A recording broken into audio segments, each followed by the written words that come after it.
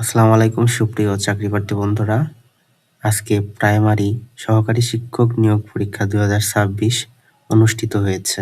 তো চলুন আজকের পরীক্ষার প্রশ্নটা সমাধান করা যাক। প্রথমে বাংলা অংশের সমাধান করা যাক। বাংলা বর্ণমালায় অর্ধমাত্রার বর্ণ কয়টি? উত্তর হবে ক ৮টি। সাবান ও আনারস শব্দ দুটি কোন ভাষা থেকে আগত? উত্তর হবে পর্তুগিজ।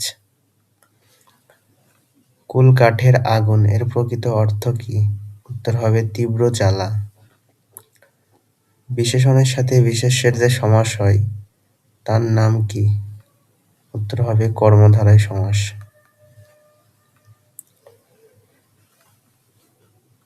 সমার্থক শব্দগুচ্ছ শনাক্ত করুন। অর্থাৎ এখানে কোন শব্দগুলি সমার্থক অর্থাৎ একই অর্থ প্রকাশ করে? উত্তর হবে খ শৈবলিনী, তরঙ্গিনী এবং সরিত।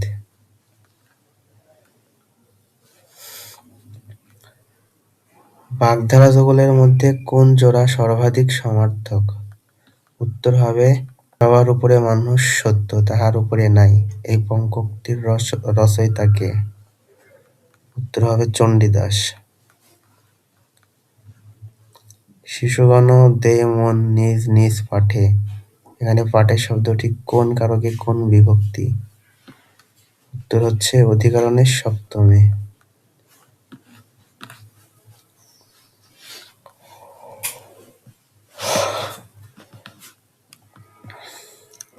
কোন বানানটি শুদ্ধ?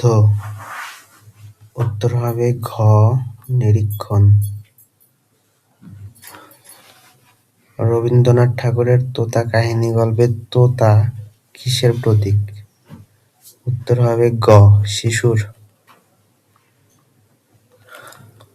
উল্লাস এর সন্ধিবিচ্ছেদ কোনটি?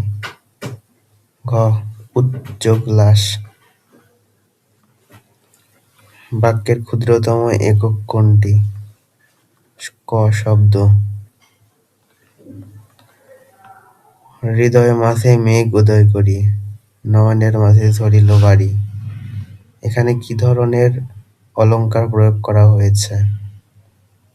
গ অসঙ্গতি। জ্যোৎস্না কোন শ্রেণীর শব্দ? ঘ অর্ধতৎসম। কোনটি নয়ে তৎপুরুষ নয়?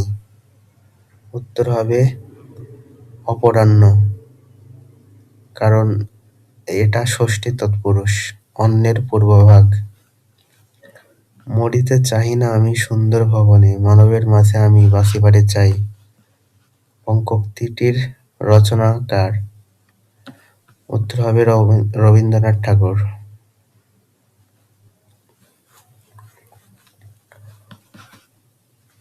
দীনবন্ধু মিত্রের প্রহসন কোনটি?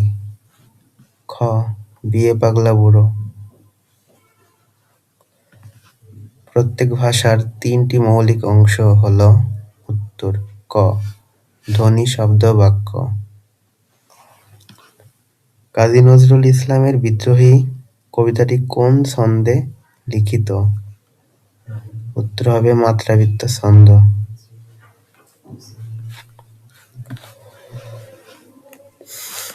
অধ্যয়ন শব্দের বিশেষণ কি? উত্তর হবে খ অধীত। কোন শব্দের সম্যক অর্থে পড়া উপসর্গটি ব্যবহৃত হয়েছে? উত্তর হবে গ পরামর্শ। লিঙ্গান্তর হয় না এমন শব্দ কোনটি? ঘ কবিরাজ। বিজ্ঞান শব্দের যুক্ত বর্ণের সঠিক রূপ কোনটি? উত্তর ক জ যোগ ও।